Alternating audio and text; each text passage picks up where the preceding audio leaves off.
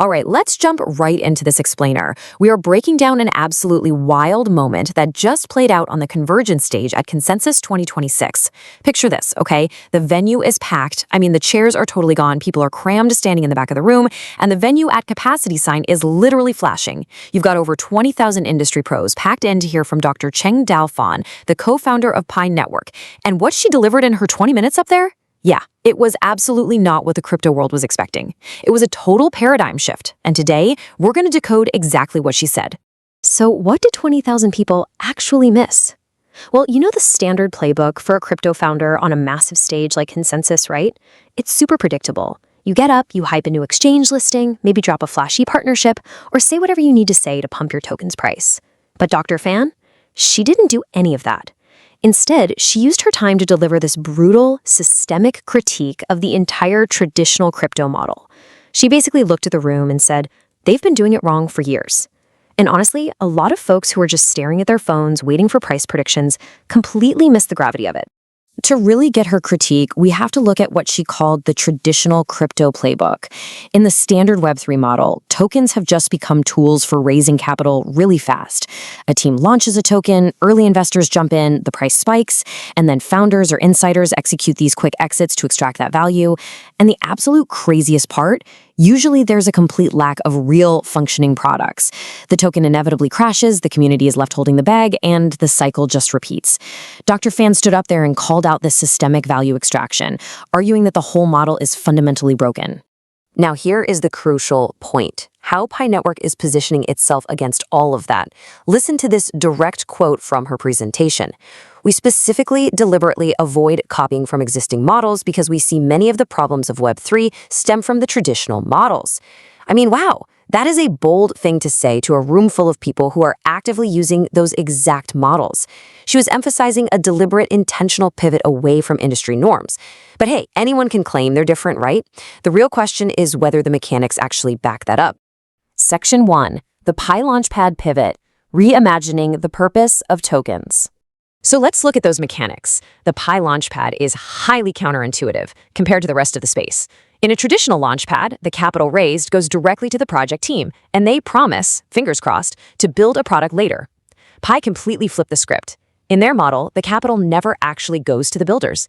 It goes permanently into a liquidity pool, a locked smart contract so the token can always be traded.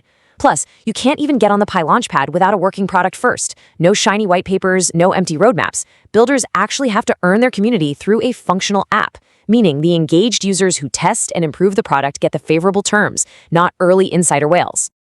Which brings us to a really massive shift in perspective. Dr. Fan posed this fundamental question to the crowd. If tokens aren't for raising speculative capital, what are they actually for? Her answer? User acquisition. That changes everything. It's about using tokens to acquire real human beings to use real products. Because let's face it, no matter how groundbreaking your tech is, if nobody is using it, it literally does not matter. To really drive this home, she compared the traditional Web 2 model with a true Web 3 ecosystem. In the extractive Web 2 model we all know, users and the company are basically on opposite sides of the table. You use a service, sure, but the company extracts all the value from your data, and you own absolutely nothing. Pi's vision for Web 3 puts the users and the company on the exact same side. Users actually own assets inside the products they engage with. They have real agency. If an app stops delivering, you just take your assets and leave. And that creates a level of accountability for builders that throwing venture capital at them never will.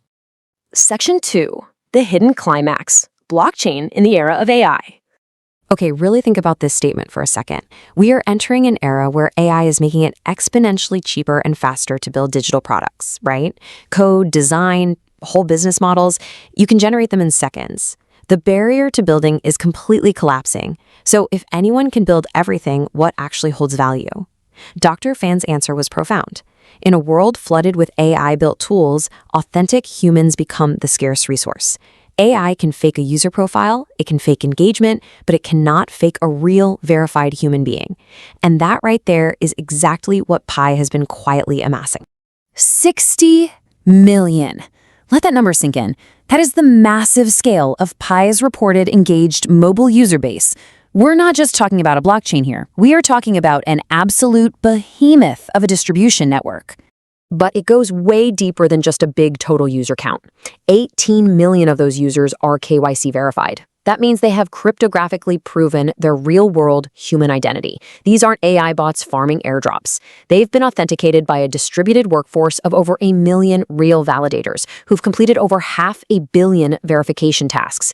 That is insane. AI simply cannot replicate that level of human cryptographic truth. And here's the critical hidden signal from the presentation that most people missed. 16.5 million users are already active on the Pi mainnet with enabled crypto wallets. That is an active on-chain user base larger than most of the top 50 blockchains combined. People were so busy waiting for an exchange listing that they completely missed the sheer scale of the live infrastructure right in front of their faces. So all of this creates what we call a structural moat. It's a verified human network, enabling agent-to-agent, human-to-agent, and peer-to-peer programmable transactions. Dr. Fan wasn't just pitching a cryptocurrency. She was pitching an identity layer and a labor marketplace built specifically for the AI era. Think about it. Smart contracts talking to AI agents, talking to real verified humans, all operating on one unified chain. Section 3. The Big Picture. 3 global problems Pi aims to solve. Dr. Fan zoomed way out here. She outlined 3 massive global initiatives. First, human economic participation. As AI displaces jobs, she argued that universal basic income just isn't going to cut it. The real answer is asset ownership, which blockchain can enable at scale. Second, financial literacy. Getting 60 million people to use wallets and stake assets? Pi is essentially operating as a massive financial education system disguised as a mining app. And third, new business models. Just like the early internet demanded totally new ways of doing business, the AI paradigm shift requires new models too. And Pi's ecosystem is basically a live experiment for what that future of commerce looks like. Oh, and there was another hidden signal tucked away in there, Pi Stake. Dr. Fan mentioned this mechanic where developers stake Pi to boost their app's ranking in the ecosystem directory. This is just brilliant ecosystem design. It means that every app wanting visibility in users has to stake the token. That creates inherent utility and built-in buy pressure that is completely independent of random retail speculation, which led right into the climax of her presentation, a direct call to action for every developer in the room. We invite you to build on Pi. By leveraging that exact dynamic of the AI era, having more tools than users, she was offering builders the one single thing they desperately need right now, instant distribution to tens of millions of verified humans. And listen, this rollout is moving with serious momentum. This isn't just theoretical. Following Dr. Fan's consensus speech on May 6th, co-founder Dr. Kokkalis took the stage the very next day for a panel on proving humanity in an AI world. And then, just 4 days later, on May 11th, Protocol 23 goes live, bringing smart contracts directly to the mainnet. It is a rapid-fire sequence translating a massive paradigm shift into live, functional tech.